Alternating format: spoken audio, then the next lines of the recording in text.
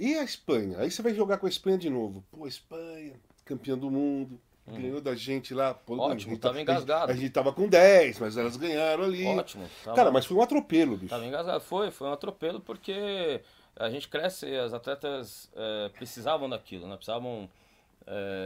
Foi tão difícil a primeira fase, fazendo algumas coisas, né, não muito bem feitas, mas fazendo outras coisas muito dentro do que a gente se preparou.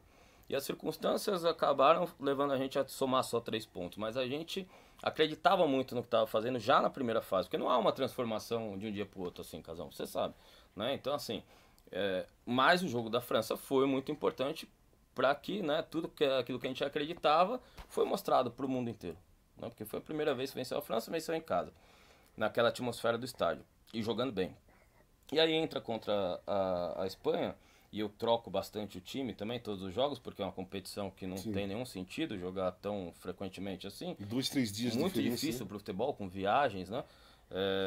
E elas respondem de uma maneira fantástica, assim, ao plano de jogo que tinha sido treinado, tinha sido falado lá na Granja, né? E que era dentro da característica do meu trabalho com a seleção brasileira.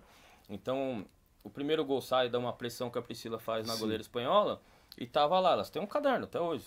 A Tamires poderia ter trazido aqui uma coisinha, tipo uma apostila que a gente Sim. imprimiu lá. Tem um modelo de jogo que é grande e tem um plano de jogo. Dentro do plano 2 da Espanha tá lá.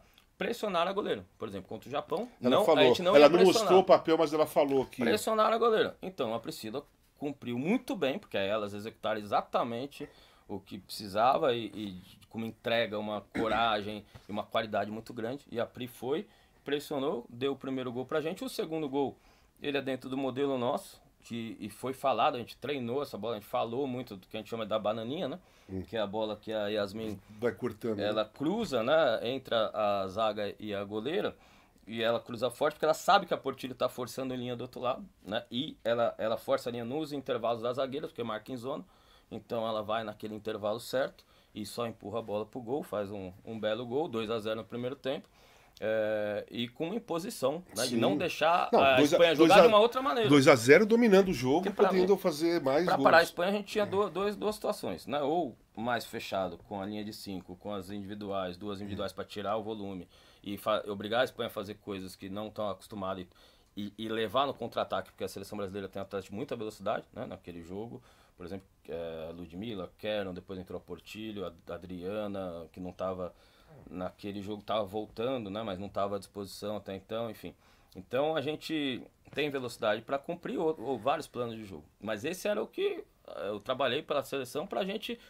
Estava escrito no plano de jogo, no plano 2. Quando vamos usar? Quando precisar do resultado e quando enfrentarmos a Espanha no mata-mata. Porque eu tinha convicção que a gente ia enfrentar a Espanha no mata-mata, que eu falei, nós vamos classificar. Eu até brinquei com as jogadoras, não era uma brincadeira só, eu falei assim, ó, se a gente não classificar, eu não volto pro Brasil. Eu fico na França.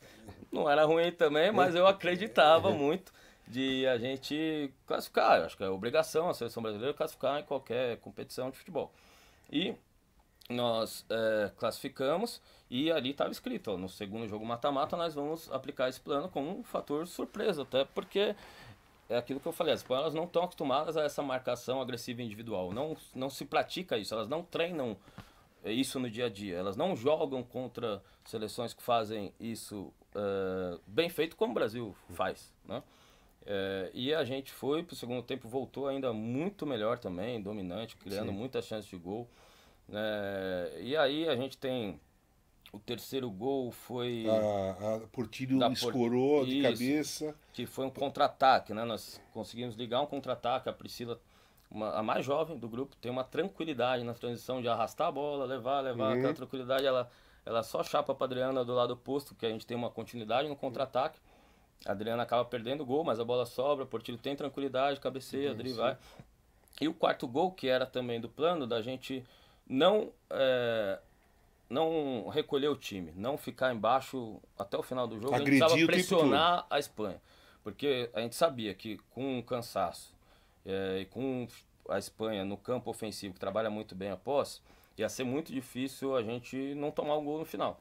Então a gente queria pressionar a Espanha, ainda que a Espanha ia empurrar a gente algumas vezes, Sim. como o Japão fez quando você falou, pô, vai tomar o gol, mas o Japão estava sendo desclassificado na primeira Sim. fase com aquele resultado, então vai vir para cima. E a Espanha também estava sendo desclassificada, então vai vir para cima.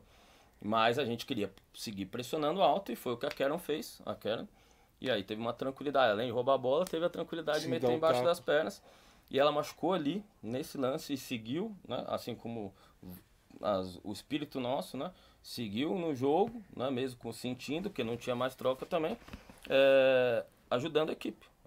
Todas elas foram muito guerreiras em todos os jogos. Então jogaço. foi fantástico. Né? Um jogo maravilhoso.